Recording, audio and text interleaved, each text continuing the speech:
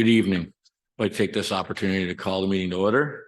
I'd like to start by acknowledging that this meeting takes place in the traditional and ancestral territory of the Mi'kmaq people.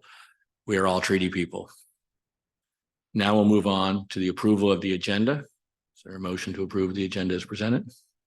So moved by Councilor Ernst, seconded by Councilor Bertels. All those in favor? Opposed? Thank you. Now we'll move on to the approval of the minutes from meeting September 26th. Motion. So moved by Deputy Mayor, seconded by Councilor Duggan. All those in favor? Motion carried. So we'll move on to the public input and questions part. So just to go over the rules once again before we start, each person is limited to 3 minutes. Each person must state their name, and questions or comments are directed to the chair.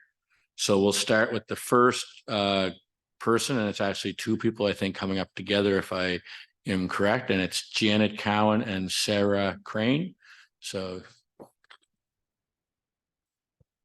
yeah, come up to the podium here, please.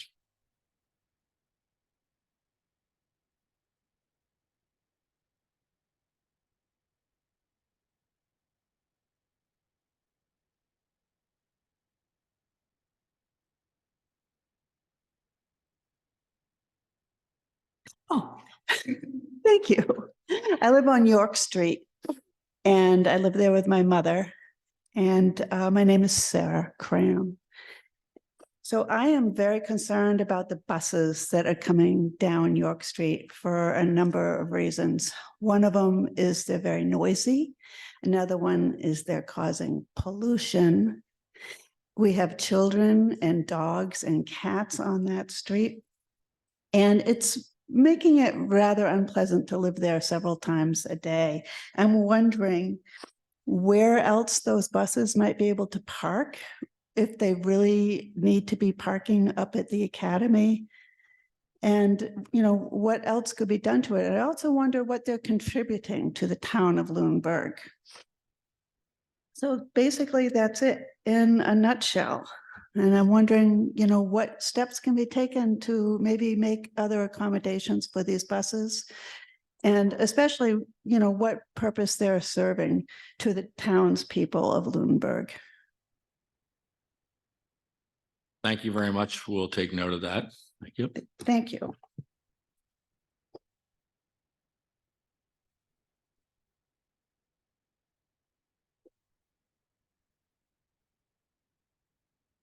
Okay, then next is Mary Knickel.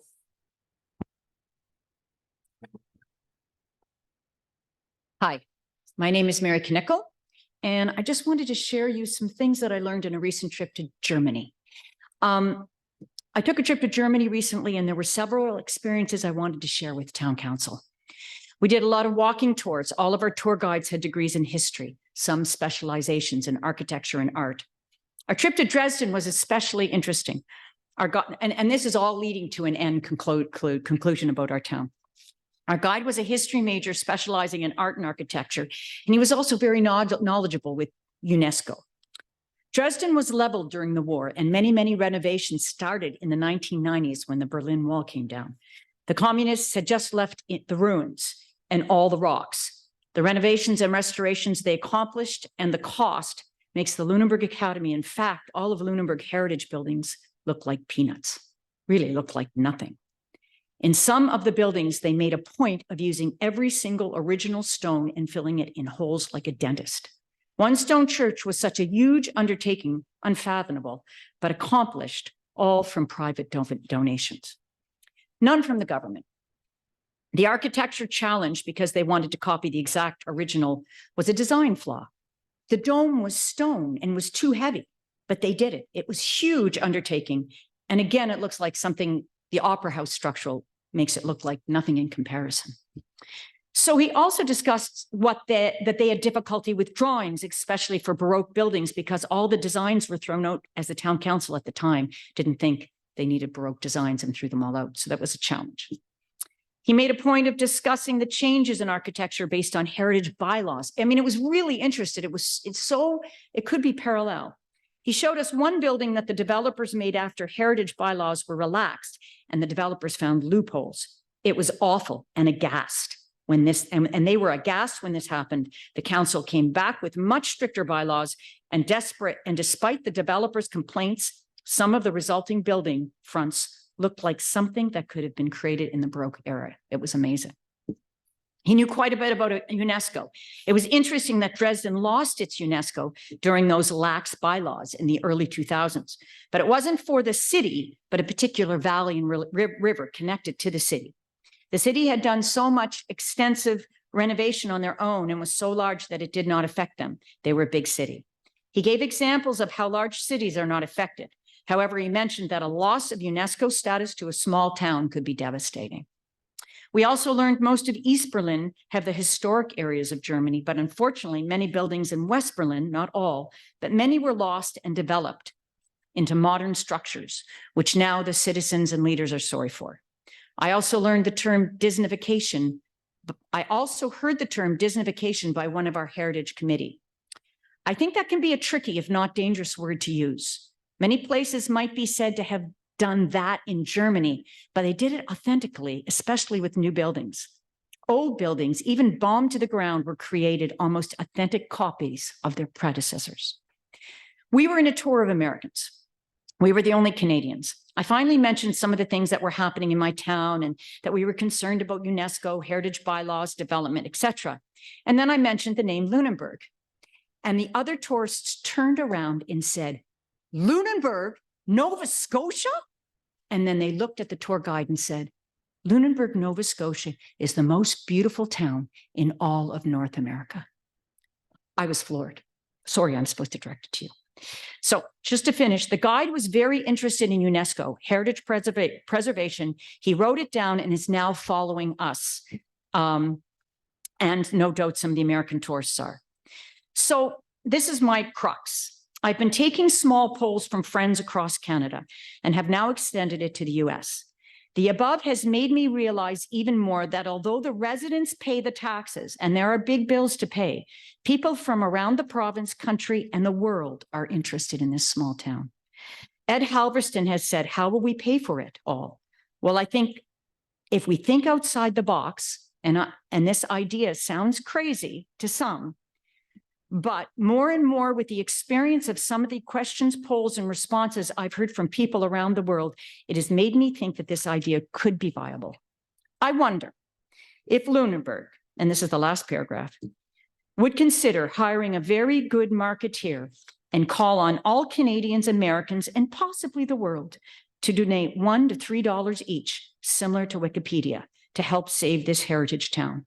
With proper marketing, it just might work. And we might make enough money not only to keep our heritage buildings and rebuild them, but even have enough money to help residents with heritage buildings. I took a poll of all the American tourists. They were going to do it.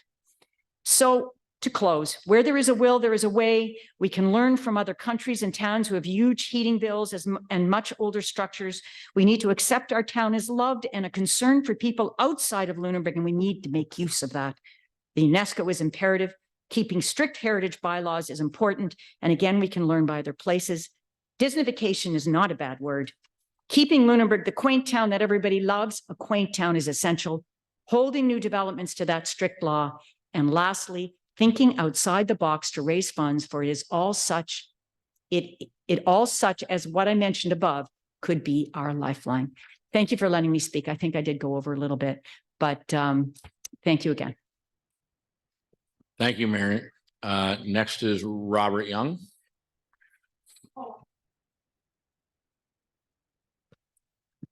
Robert Young from Lunenburg, and hopefully in less than 1 minute. This has to do with diking at Chignecto, and put it this way.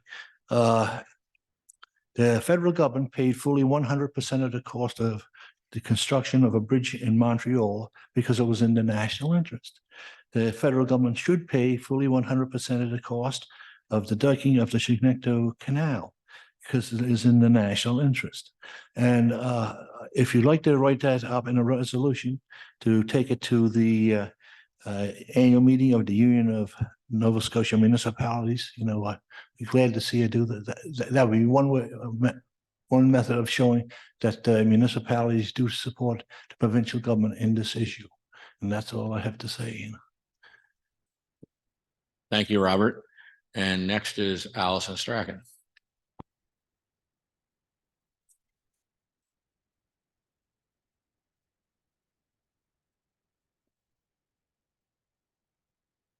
Good evening, your worship and counselors, and thank you once again for indulging me with 2 to 3 minutes of my time and yours. In case anyone has forgotten, my name is Allison Strawn and I live at 46 Lawrence Street in Newtown, the 20th century suburbs of the great town of Lunenburg. A couple of things this evening that won't take a great deal of your time, I promise, is that first of all, I speak as a resident and community member tonight, and for the record at the last meeting too, although my comments then arose out of a concern of a community member, I am not and was not speaking on behalf of the Friends of Blockhouse Hill. I'm sorry if that was the perception that some folks had at the last meeting. My comments come from my heart and love for Lunenburg and are mine alone. Okay, so 14 years ago, I created a Facebook page called You Know You're from Lunenburg, if you remember when. It now has over 6,000 members. Some are third generation Lunenburgers, some who have visited the town and fallen in love with it, and some who are just interested in learning more about our wonderful little community. One of my admin roles is to approve, block, or decline comment requests. You can imagine that this takes a fair amount of my time, but it's also done to keep the focus on Lunenburg and the site's members safe. What it means is that I read a heck of a lot in the course of a week. One thing that I have learned since 14 years ago is that the community spirit and volunteer spirit in this town is really what brings people together as a community. From photos and memories of Fisherman's Memorial Hospital auxiliary initiatives, and I don't know who in the town doesn't have the cookbook, to the activity that went into building the multiple visitor information centers, swimming pool, baseball and cricket fields now, and more. It has taken a town and community full of volunteer commitment to make these things happen, and we can't afford to lose them. So my third thing is that words are important. So I was concerned to hear, with that background, something of a motion to investigate, for the lack of a better word, the deal that the Lunenburg Board of Trade and its Visitor Information Center get with the town as being something that doesn't exist somewhere else in the province.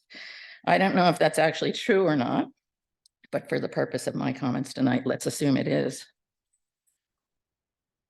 Likely my concerns with that comment arose out of things I've seen posted on that Facebook page, but also from talking to an elderly neighbor who was intensely involved with the construction of the existing Lunenburg Board of Trade Visitor Information Center. So I took a trip up to the Visitor Information Center and visited the plaque that was installed and dedicated on the opening day of July 1st, 1999. I've enclosed a copy of that in an email I sent to Kayla about 10 minutes ago. Sorry, Kayla. And it is prefaced with the words, Lunenburg's Visitor Information Center opened July 1st, 1996, and operated by the Lunenburg Board of Trade has been made possible with the generous support of the businesses and individuals recognized below. This facility is a testament to the heights that can be sealed when a community works together. And the community did work together from everything I've heard, the same as it often does when it achieves some pretty great things in this town.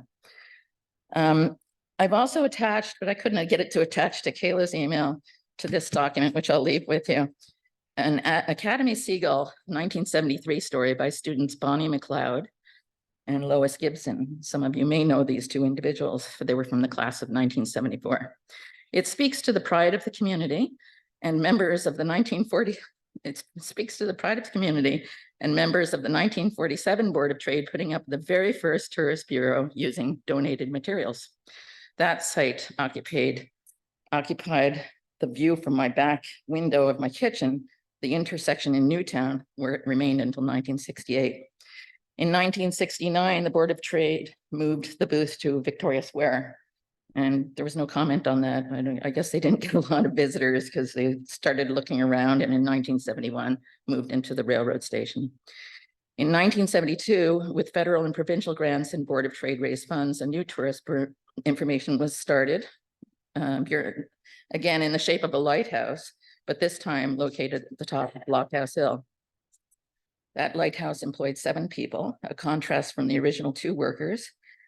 During the 1972 season, the building hosted 22,000 visitors, a tour dory, and I love this, that hosted 2,500 guests on tours around town, and 259 used the park facilities. The students ended their overview of the Board of Trade Visitor Information Center saying, definitely these figures are a credit to the time devoted by the members of the Board of Trade.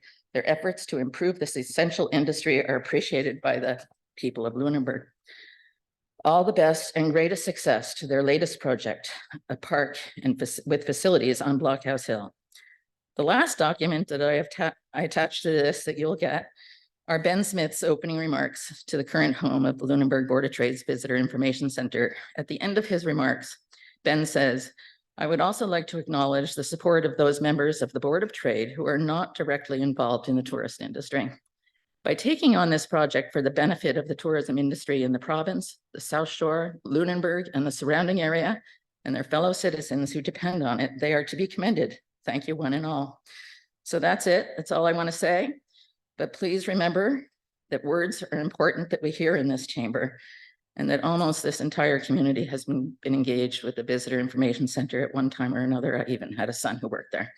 So the good deal in terms of dollars may never reflect the better deal that the organization in our town has received through volunteer efforts within this community that have brought us to where we are today. A whole lot of goodwill is at stake. Thank you.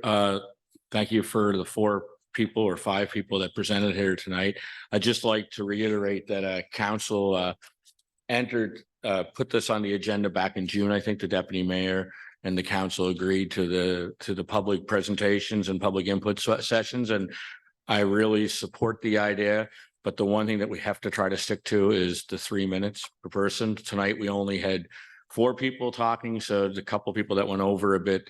But if we have 7 people here, we could be here all night for 6 and 7 minute presentations. It just, I think that the council respected the request of the citizens to hear 3 minute presentations from the people. So maybe in respect, just try to keep it to 3 minutes in the future. That's all I'll ask. Thank you very much. So I'll move on to presentations. There are none tonight, so that's simple. So we'll move on to correspondence as well. There really isn't any tonight. Public hearings and appeals, there are none. And business arising or unfinished business, there isn't any. So it gets us to new business. And there is quite a list of things under new business. So we'll start with 10.1, the noise exemption request for fireworks. And is Chief Rumpke here? He had said in his request he was going to attend tonight, but I don't see him.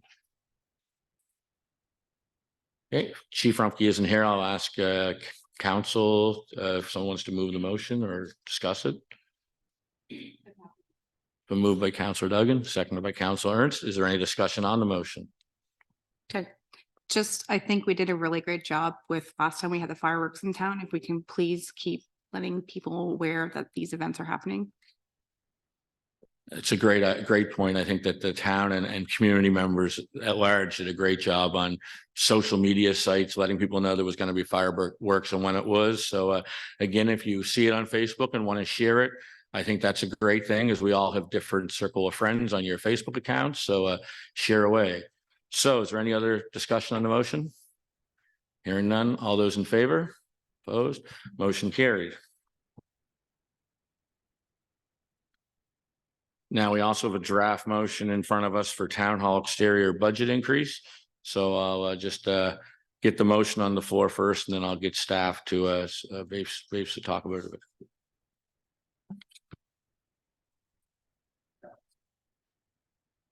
That's next. That's after on my agenda. It's after that one. Okay, no worries. I thought I had to go back. I thought I printed it off wrong. So if we could have a motion on the town hall exterior budget increase to start. Moved by Councillor Ernst, seconded by Councillor Sanford, and then I'll get staff to explain briefly what that entails. Thank you, Your Worship. So the recommendation presented by staff is that council approve increasing the town hall exterior restoration capital budget item by $10,000 to allow us to develop detailed specifications and masonry repair drawings to include in the project's tender package. So the alternative would be to not approve the budget increase, but that may lead to some future issues. Important details like the specifications and the masonry details would either have to come elsewhere later on at a greater cost potentially, or be left to the contractor, potentially compromising the quality of the rework or the repairs. So just some initial background for council. Fishburne Sheridan was awarded the contract for developing the town hall exterior restoration package in March of 2022. The scope included a complete assessment of the exterior building to develop detailed drawings for the exterior work, a scope of work and the tender documents, and prepare the cost estimates. That work was completed on October 24 of 2022. In March this year, we came back to council and looked for a budget increase based on the original work done by the consultant. So we wanted to conduct the destructive testing to better understand the structural deterioration. So the results from that destructive testing have revealed that significant subsurface deterioration is occurring at all levels of this building. Town hall's brickwork and masonry is essential to its heritage value. It increases town hall's landmark status because it stands out amongst the other wooden buildings around the town. So based on the information gathered during the destructive testing, the deliverables as described in the RFP are not sufficient for a project of this size or complexity. The original scope, when the work went out for the consultant, it wasn't understood either by staff or by the consultant how bad things were, and that's just gradually been learned as the investigation's gone on. So the level of masonry deterioration requires greater effort in the development of details and drawings to ensure the heritage characteristics and various masonry details are preserved and appropriately rebuilt. So in terms of the financial aspects, back in 22-23, the original budget for this was $95,000 for the project. This was increased March this year to allow the destructive testing up to $98,415. And now we would need the extra $10,000 to bring us up to $108,415, which would be funded from the transfer tax reserve. Thank you, Tyson. Any questions to Tyson? Deputy Mayor? Through the chair to Tyson, is this going to be like kind of the last time we hear about this? I mean, you know, we're getting these, you know, little incidental ups all the time. So through the chair, yeah, that's our intention, but honestly, it shows that the investigation is, although it's presenting a lot of details that are incurring the cost, it means that at the time, if we choose to proceed with the repair work, at least we feel that we'll be in a position to fully complete the scope. So I understand that it's not ideal, keep coming back asking for little things, but we are progressing each time, and it'll get us in a stronger position when the repairs need to happen, assuming they do.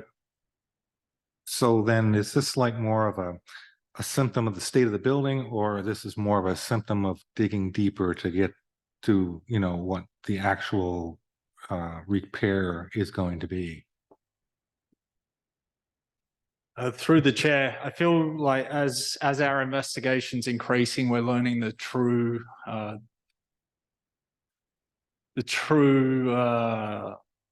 where the building is actually at, rather than assuming a certain level as the original scope did.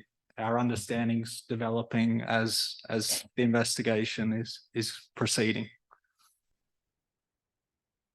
Any other questions through Tyson?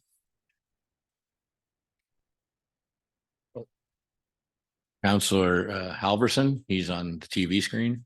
I couldn't see you, Counselor That's Halverson. okay. You were behind the deputy mayor's head. It's a big head to fill. That's that. I do have a question for you, Tyson. Following along with what the deputy mayor said, I'm a bit concerned that another $10,000. This is going to complete the masonry part. Is that what so we're just talking about the masonry? My concern is we're going to come back again. Now we'll have this. We're going to come out with a masonry design for repair. Is that correct? And then we'll know the bill for the masonry repair. Is that what we're approving right now? Just first part of my question. So through the chair, yes, this is based on the destructive testing where several locations, the building, the brickwork and mortar was removed to understand the existing condition. So yes, this $10,000 focuses on the masonry repairs. Yes. Okay, so then after this $10,000 is spent, we're going to come back with designs, and then from those designs we can issue an RFP, and then we can have an actual amount of what this is going to cost going forward to deal with the masonry. Yes.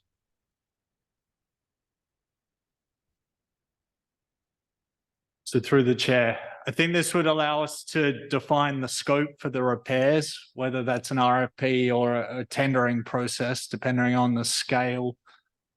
I think we'd have to understand that it would depend whether we wanted to bite it off in chunks or complete it all at once, because we're obviously talking about a large amount of money, as we've talked about previously at council. Right. Okay. So I guess my concern is that's the masonry part of this component of this repair. Obviously, there's going to be other things when you start digging into the side of the building. We're going to start seeing perhaps some electrical, some plumbing, some things. Have we had any? Has the investigation touched on the scope of any of that infrastructure yet? Through the chair, this is solely an exterior assessment. Okay. Things like plumbing and electrical, that is not within the scope of this assessment. Okay. So we in order to get this building up to code, this is step one of unnamed steps at this point. That's what we're looking at. Through the chair, I think that's a logical conclusion to draw. Okay, thank you. Thank you. I guess from my point, and recently going to a lot of doors, I think it's good to get these numbers and get actual numbers in front of us. So, the one thing you heard was just throwing out numbers. So you got to do one or the other. You either throw out numbers or you get the actual numbers. So I guess this increase in the $10,000 is to get some actual numbers to know what we're talking about. So I think that's the way we have to go, to have some idea what we're looking at in this building, because this is probably only the beginning. I mean, there's other issues internally in this building that I've seen in the month I've been here that are quite shocking, to say the least. But we'll hear more about that, I'm sure, in the future. But, if we want real numbers, we only can get real numbers one way. And unfortunately, you usually have to pay for those real numbers. So thank you. So if there's no other questions or comments, we'll vote on the motion. All those in favor? Opposed? Next on the budget is 10.3 Public Works Capital Status Update end of September 2023. And I guess is it Tyson again? Okay. Thank you again, Your Worship. This report is just for an information, just one of the regular updates we provide. And this is all based off the 23-24 capital budget that was approved by Council December 13th, 2022. So to start with town general, we have the tree planting program. So that RFP has been awarded with the supply and planting of 49 new trees to the urban forests in town scheduled. So 41 planned for November this year, and then another 8 in the spring of 2024. So we're right at our target of 50 there with 49 combined. In terms of public works, Tannery Road sidewalk project. So a land acquisition item is ongoing, needs to be completed to allow the construction to commence. So still in that process. A Victoria Road resurfacing project. So that tender was released September 28th and closes on October 12th to replace a section of water main in Victoria and perform resurfacing in the section on Victoria from the Green Street intersection up towards Hall Street. So that work is still planned for fall of 2023. Downtown traffic improvements. So I just asked for you to remember that this report was written a couple of weeks ago and these items are live. So this RFP, I've said it'll be released in the report, but it'll be out shortly, probably this week. And this would be the location where the vehicle went down into the pedestrian mall at the bottom of Duke Street.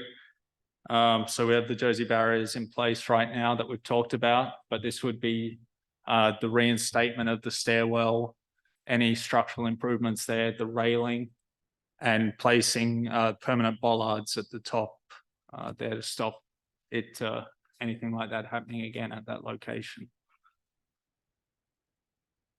The retaining wall at Townsend Street of Town Hall. So that tender was out and closed on October 5th.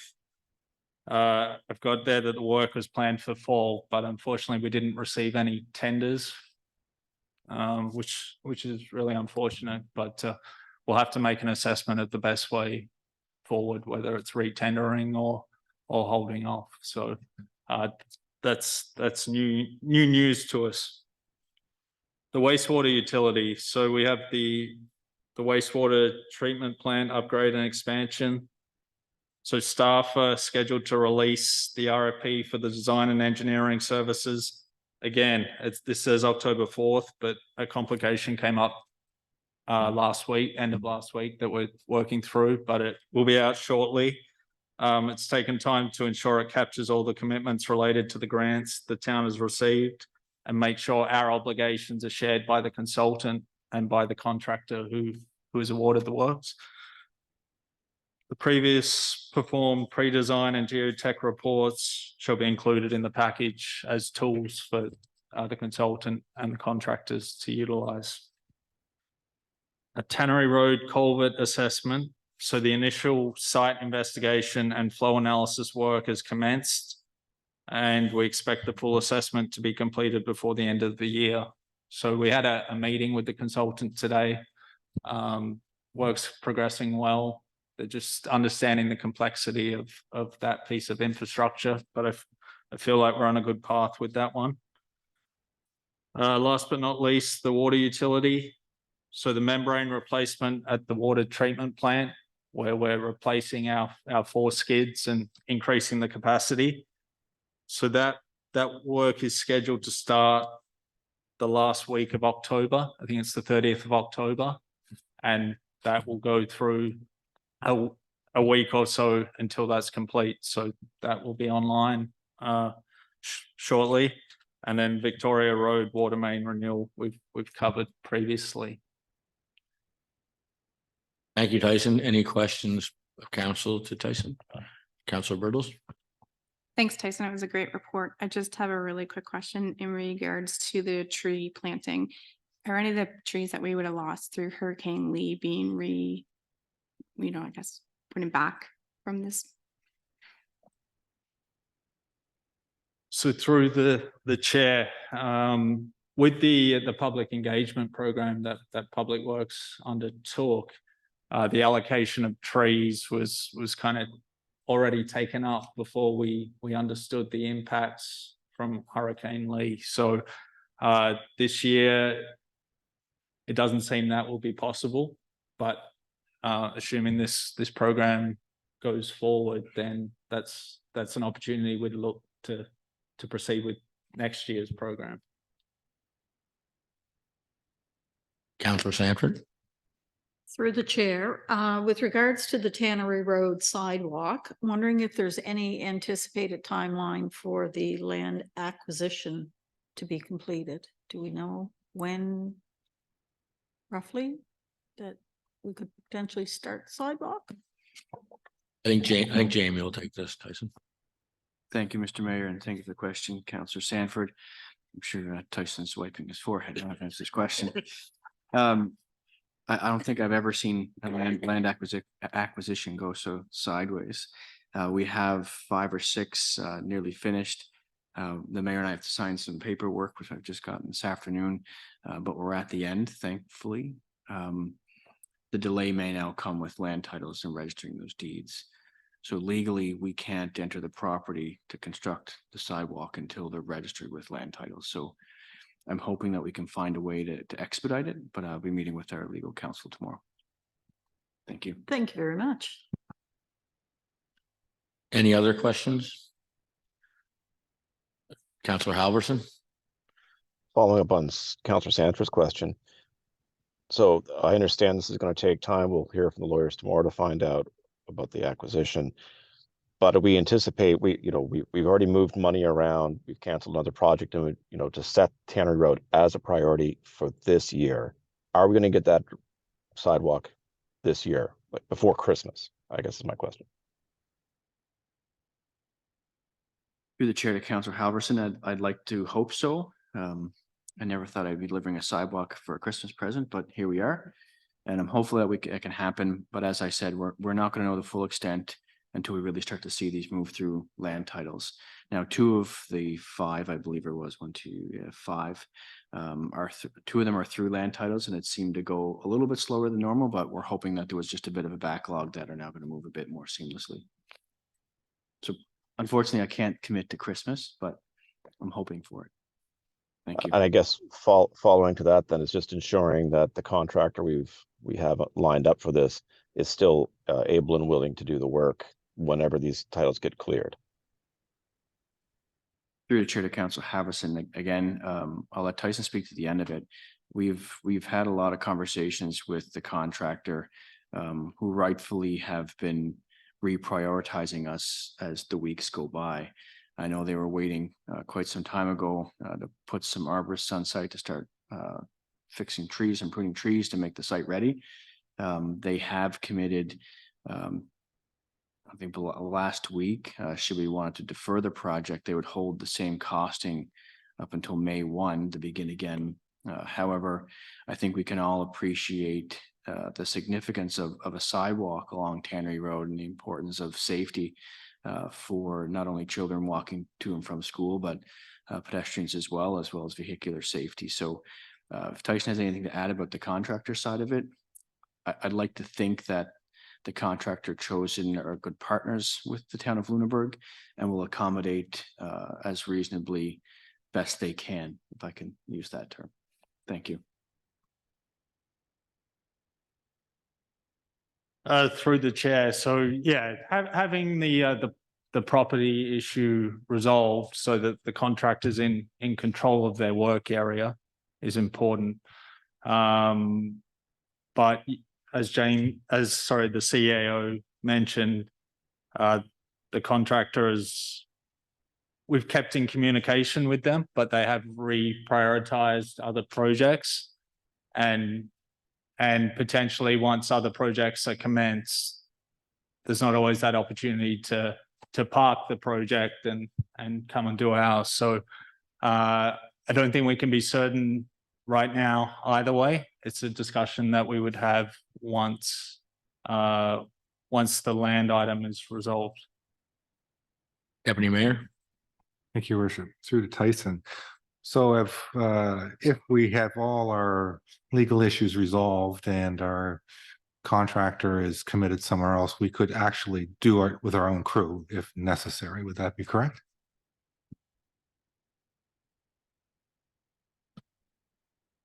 Through the chair. So we have a contractual agreement with the contractor in place now. We've sent a letter of award. So we do have a binding contract with the contractor.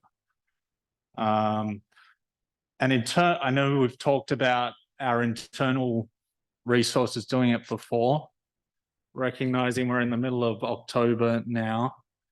Public Works has a number of storm drainage projects that we would like to complete this year.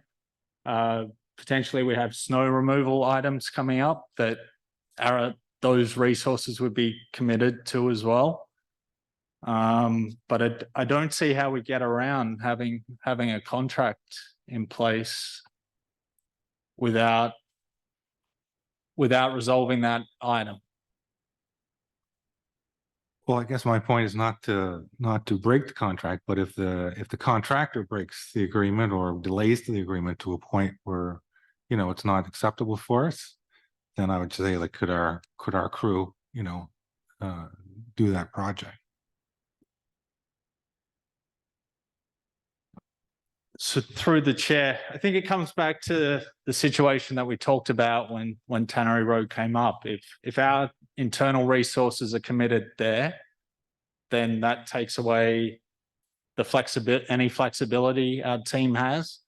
Last week, we had a water main break that required all the resources Public Works has to resolve it. If things like that happen, Tannery Road, the lack of space there, the tightness there, it's a tricky spot to work, and you can't be in two places at once. Thank you, Tyson. Any further questions? Well, I won't beat that dead horse, but I'm just saying, like, if you took a day off of work at the sidewalk to fix the repair, but then you kind of go back to the sidewalk. I guess that's my point, right? It's just been very frustrating to have delayed this project as long as we have. It's very frustrating to have reallocated other projects to this project, and then we're still here, you know, fighting the season to have it done. And I'm just, you know, have that just little shred of unconfidence in the back of my mind, thinking that, you know, for whatever reason, we're going to hear in a month's time that, you know, they can't proceed because it's too late in the season. So that's my frustration being executed here. It's nothing personal, certainly against you, Tyson. I know you're doing the best you can. So thank you. Thank you, Deputy Mayor. Any other questions, concerns, comments to Tyson? Okay, thank you very much. We'll move on. We do have a draft motion. All those in favor, signify by saying aye. Oh, Your Worship, can I just, Oh, sure, go ahead. I was just noticing in the motion, the word budget is there several times. It actually should say the word fund. So I just wanted you to have the correct, do you want me to read it out in full or? Please. Okay. So the draft motion is that council approve allocating $74,826.99 from the 2020 or 2022-23 operating fund to the 2022-23 capital fund, and that $50,000 from the 2022-23 operating fund be allocated to an operating reserve transfer. So is someone prepared to move that as just stated? Moved by Councilor and seconded by Councilor Bertels. All those in favor? Those opposed? Okay, there's another draft motion there. Did you want to make the draft motion and then we hear from Finance, or do you want them to? You can go ahead. Finance can go first. Sure. Thank you, Your Worship. So tonight we have the fiscal 2022-23 year-end reports for the various operating funds, the town general, the electric utility, and the water utility. Staff are finalizing the consolidated financial statements with plans for the audit committee meeting to be held later this month or early in November. The town general fund, there is a surplus of $127,216. And from this surplus, staff are recommending that the $74,826.99 be allocated to the capital funding for fiscal 22-23, and that $50,000 be transferred to the operating reserve fund. After these are completed, the town will have a modest surplus for the year ended March 31st, 2022 or 23, sorry, for $2,389. There were capital projects of $2,546,698 that were completed this past fiscal year. Of those, $42,000 or 42% were funded from grants and non-municipal sources. There is a need for a capital borrowing of $603,917.40, and the full funding for the capital projects is outlined in Schedule 2. You've already approved the motion for the reserve transfers, but there is a draft motion for the capital funding as outlined in Schedule 2. Thank you. Someone prepared to make that motion? Moved by Deputy Mayor, seconded by Councillor Sanford. Any further questions, discussions, concerns? Hearing none. All those in favor? Opposed?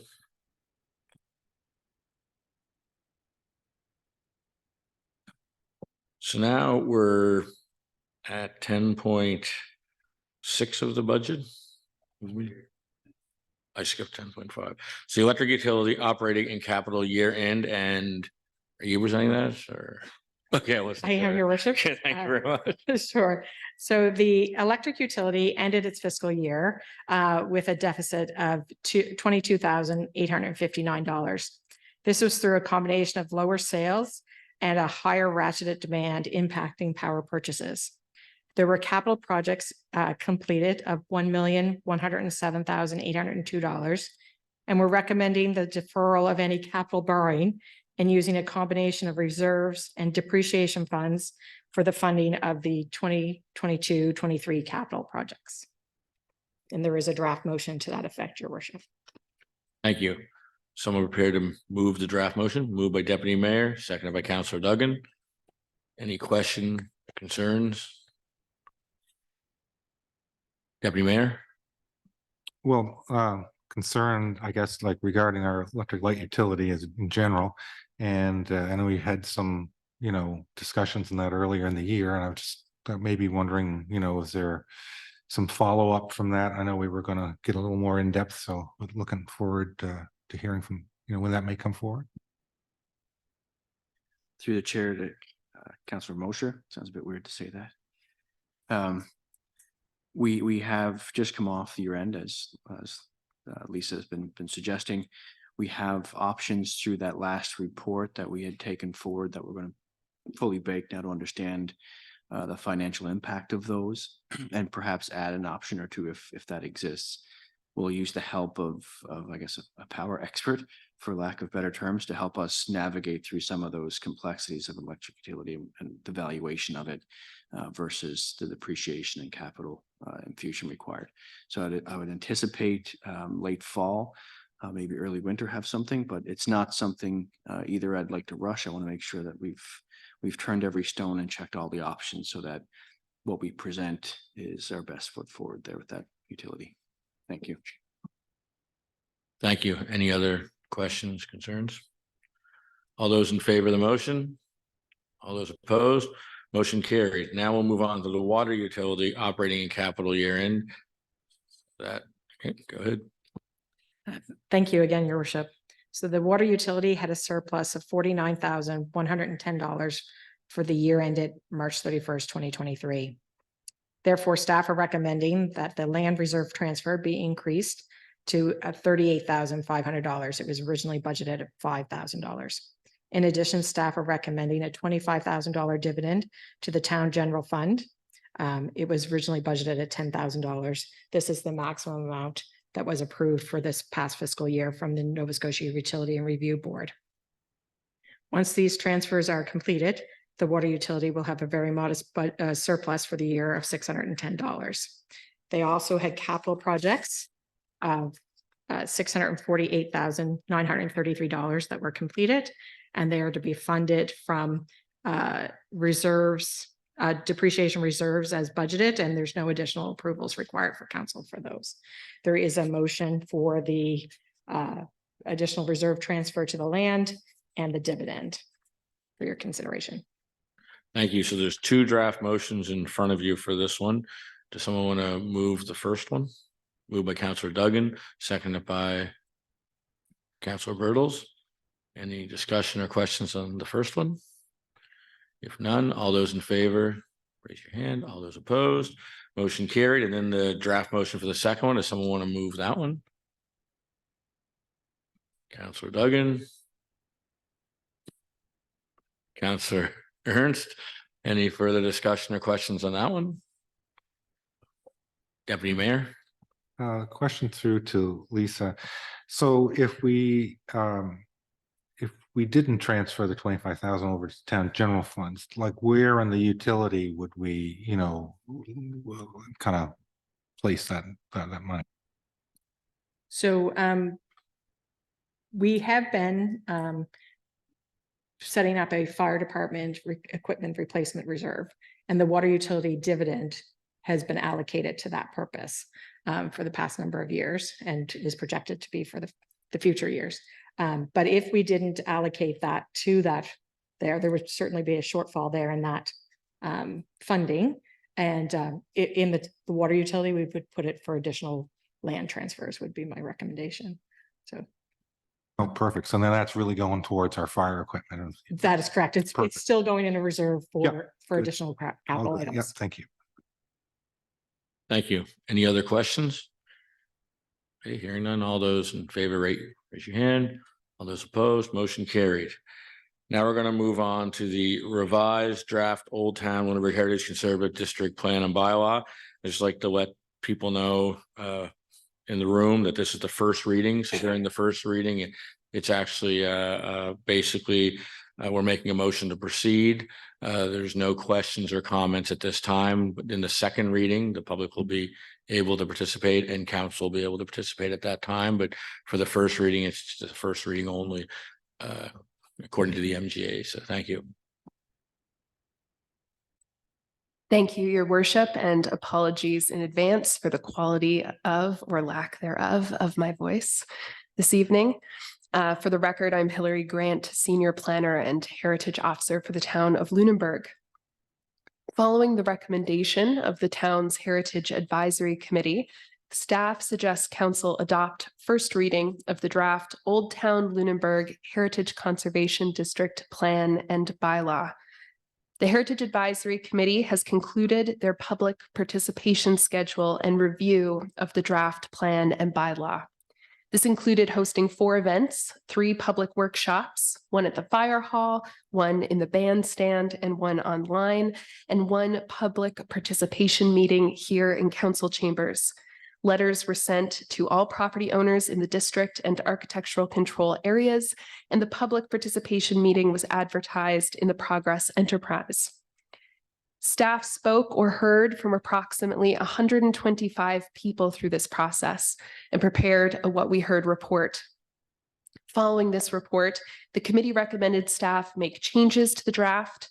The committee reviewed this revised draft September 13th and recommended referring the draft to council. Parks Canada has been kept abreast of the review process. On September 1st, Patricia Kell, Executive Director of Cultural Heritage in Parks Canada's Indigenous Affairs and Cultural Heritage Directorate, applauded the town's efforts to incorporate references to guidance materials for World Heritage Site managers in its municipal planning documents. The principles underpinning these documents, minimal intervention, compatibility, and distinguishability, are the foundations of this plan and bylaw.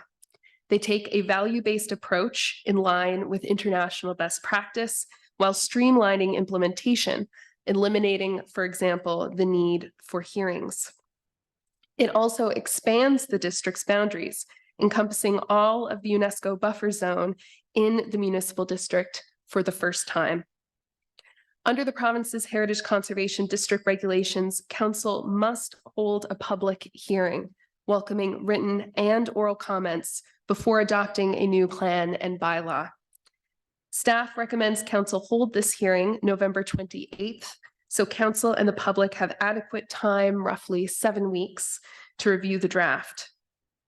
Lastly, I would like to take this opportunity to thank the Heritage Advisory Committee for their tireless work reviewing this document. And once again, thank everyone who participated in the committee's public participation schedule. Thank you, Hillary. So there is a draft motion in front of us. So is someone prepared to make that motion? Moved by Deputy Mayor, seconded by Councilor Ernst. Any discussion this time? Ed gone. Councilor Halverson gone. It looks like, okay. So again, the public hearing will be on November 28th. So put that in your calendars. Feel free to come at that time. And you know, if you have comments or questions at that time, that's the time to ask them.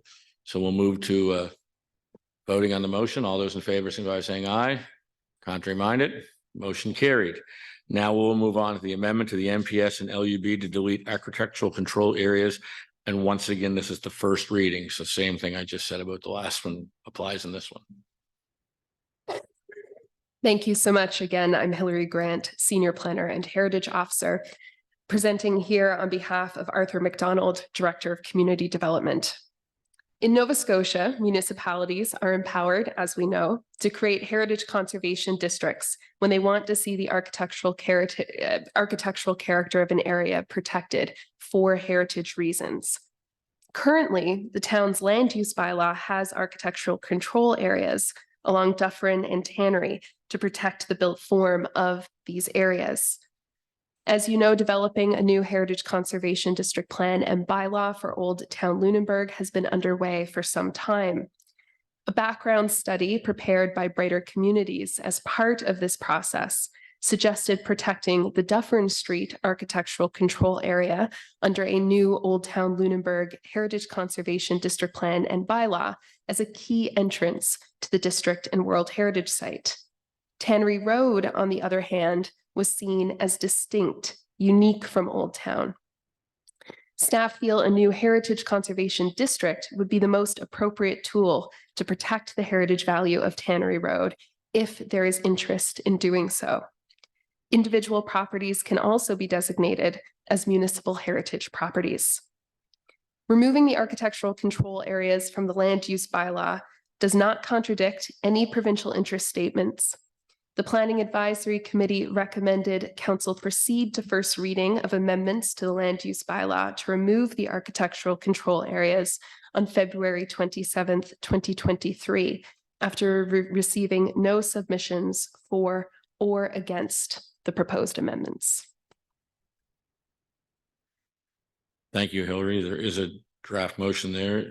Someone willing to move that motion? Moved by Councilor Sanford, seconded by Councilor Bertels. Any questions, comments, concerns? Seeing none, all those in favor, all those opposed, motion carried. Now we're on to 10.9 committee's policy, repeal and replace notice. Thank you, Mr. Mayor.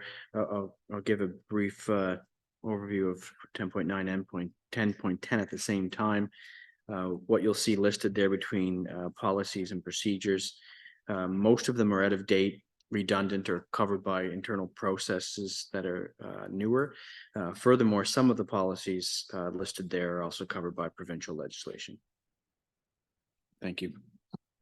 Thank you. So there's a draft motion in front of us. Someone prepared to move that motion?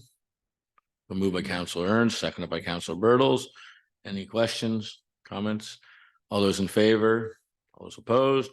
Motion carried. And then 10.10, the repeal of policies notice. There is a draft in front of us, but does Jamie want to comment on that one? Thank you, Mr. Mayor.